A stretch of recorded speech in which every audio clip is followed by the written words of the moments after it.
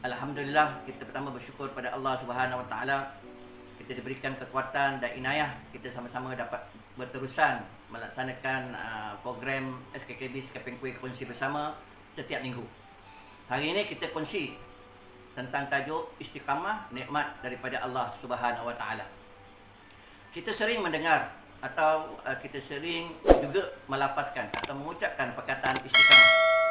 Namun kebarangkalian mungkin ada yang tahu atau mungkin ada yang tidak tahu makna istiqamah itu sendiri. Istiqamah itu kalau kita lihat pada satu sudut, ia merupakan ucapan kepada berbagai kegiatan maupun kesempatan dalam kita melakukan aktiviti di dalam kehidupan. Pengertian istiqamah atau definisinya, dia memiliki makna kata lurus, tegak, atau dalam bahasa bakunya adalah konsisten. Terdapat beberapa pengertian mengenai istiqamah ini menurut beberapa pandangan para sahabat baginda Nabi Muhammad sallallahu alaihi wasallam. Sebagai contoh, istiqamah menurut Sayyidina Ali bin Abi Talib adalah sebagai tindakan melakukan suatu kewajipan. Sebagai contoh, ibadat salat yang telah ditetapkan masa dan bilangannya. Allah Subhanahu Wa Taala datangkan satu ayat, A'udzubillahi minasyaitonirrajim, Innas salata kanat 'alal mu'minina kitaban mawquta. Sesungguhnya salat itu adalah fardu yang ditentukan waktunya atas orang-orang yang beriman. Surah An-Nisa ayat 103. Selebihnya Ibnu Abbas menghuraikan istiqamah kepada tiga pengertian. Pertama adalah istiqamah dengan lisan, dengan melafazkan kalimat thayyibah iaitu syahadat. Kemudian yang kedua adalah istiqamah dengan hati, yang ini dengan melakukan segala dengan disertai niat yang jujur. Dan terakhir adalah istiqamah dengan jiwa, di mana seseorang senantiasa menjalankan ibadah serta ketaatan kepada Allah secara terus-menerus sebagai merasai nikmat kesyukuran atas rasa syukur hanya kepada Allah Subhanahu Wa Taala. Kemudian kata Al-Imam An-Nawawi, beliau menghuraikan makna istiqamah sebagai tetap di dalam ketaatan.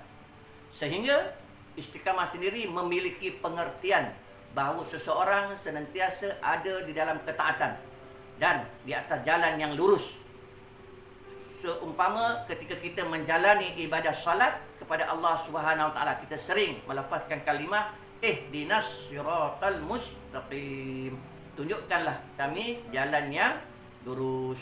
Kemudian para mujtahidin menyatakan istiqamah sebagai komitmen terhadap kalimat syahadat dan juga tauhid hingga bertemu dengan Allah Subhanahu Wa Taala. Kemudian yakin dan percaya akan kehidupan selepas kematian, adanya syurga, adanya neraka, dan pastinya pembalasan atas setiap amalan sama ada baik ataupun sebaliknya. Wallahu alam bisawab.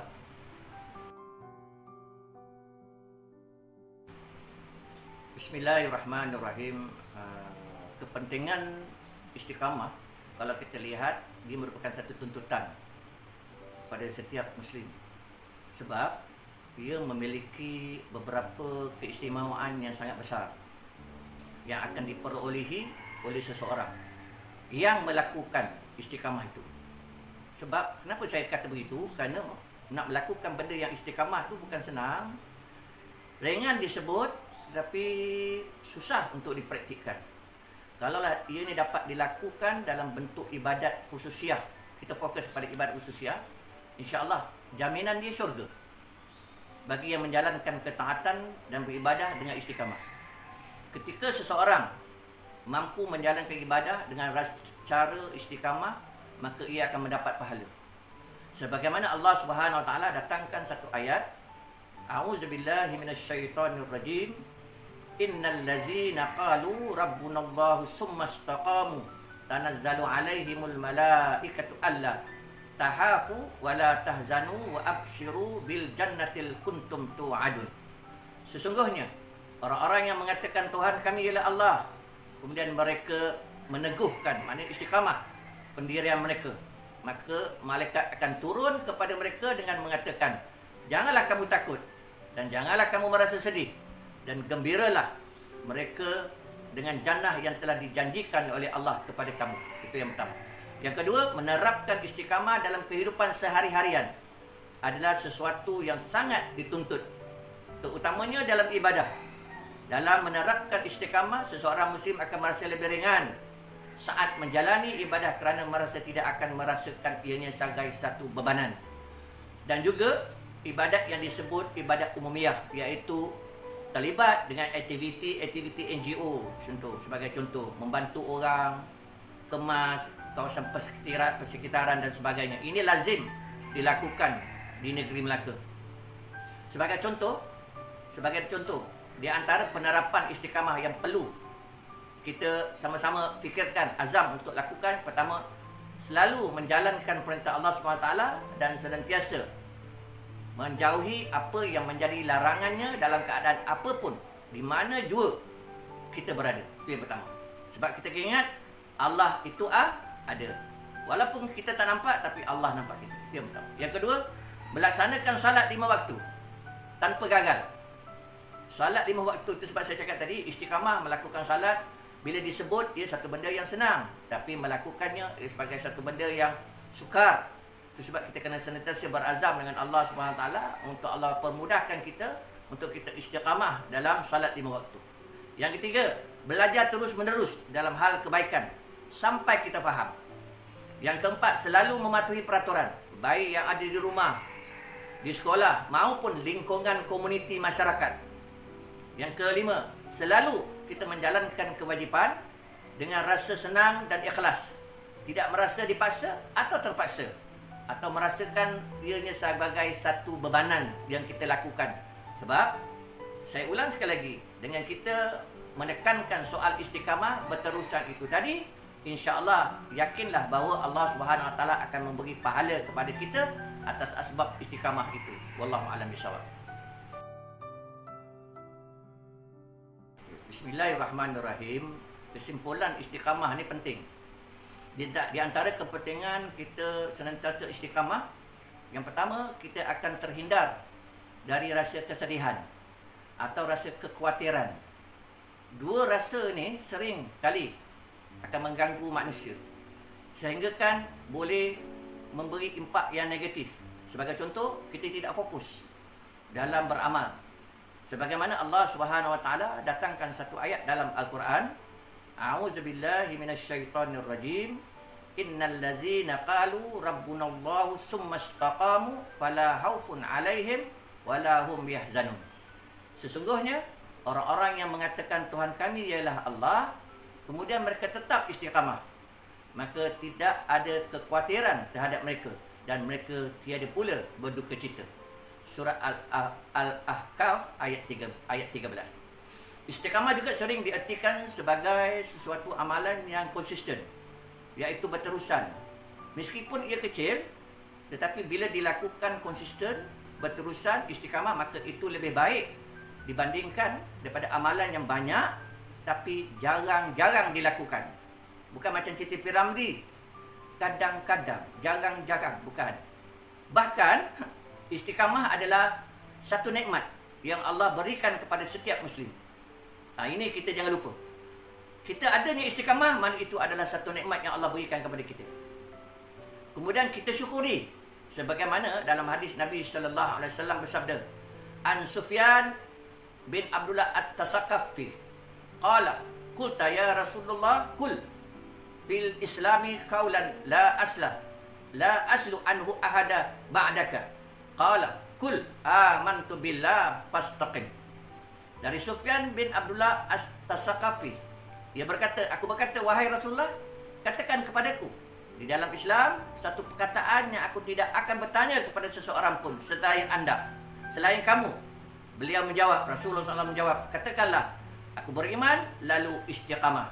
Hadis riwayat Muslim, Ahmad, Tirmizi, Ibnu Majah. Daripada hadis yang dibaca tadi dapatlah dibuat satu contoh. Kalau kita ingin membiasakan diri untuk membaca Al-Quran, maka mulailah dengan satu ayat. Sebagai contoh, istiqamah ni, kita nak macam istiqamah ni. Sebagai contoh, Yasin, Sebagai contoh, alif, lam, mim. Sebab dikatakan bahawa alif, lam, mim itu bukan satu huruf, tapi dia adalah satu ayat. Alif satu ayat, alif satu huruf, lam satu huruf, mim satu huruf. Maknanya kita kena faham bahawa dengan kita baca satu huruf itu ada lebih baik daripada kita baca satu juzuk. Tapi sebaliknya dalam satu juzuk yang kita baca, kita tidak mengamalkannya lagi. Itulah sekali kita baca, maknanya itu bukanlah istiqamah. Jadi kalaulah kita mengamalkan membaca setiap hari satu huruf, insya-Allah saya yakin dan percaya akan berlaku penambahan bacaan tu daripada satu ayat ke dua ayat, tiga ayat. Dan insya-Allah dengan amalan ini yang kita lakukan, insya-Allah ia akan memudahkan kita melaksanakan ibadah tanpa merasa adanya beban. Semoga penjelasan yang saya berikan ini tadi dapat menambah wawasan. Kita baru saja habis Ramadan, kita menyambut Syawal, maknanya kita dah berada dalam tempoh cemerlang kemenangan yang saya kupaskan minggu lepas. Maknanya kita berada dalam satu wawasan yang paling penting, iaitu untuk kita menambahkan ketakwaan kepada Allah. Mudah-mudahan Allah terima setiap amalan kita dan Allah jadikan setiap apa yang kita lakukan itu sebagai amal jariah di akhirat kelak. Wallahu a'lam bishawab. Bismillahirrahmanirrahim. Allahumma salli ala sayyidina Muhammad wa ala ali sayyidina Muhammad. Bismillahillazi la yadurru ma'asmihi syai'un fil ardi wala fis sama' wa huwas sami'ul alim. Allahumma inna na'udzubika minal baras wal junun wal juzam wa min sayyi'il asqam. Wa sallallahu ala sayyidina Muhammad walhamdulillahi rabbil alamin.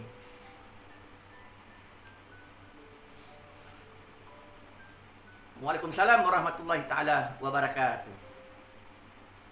Alhamdulillah, selesai sudah perkongsian ilmu sebentar tadi dalam segmen SKKB, Sekeping Kuih Kongsi Bersama, setiap hari Khamis 3 petang. Yang bertanya dengan saya, mengapa ketika rancangan ini bersiaran saya menggunakan earphone? Ini kerana sepanjang tempoh PKP dan PKPB, siaran SKKB, Sekeping Kuih Kongsi Bersama ini dilakukan atas kalian, antara saya dan juga Radio ATM Melaka. Subscribe, like dan share. Assalamualaikum.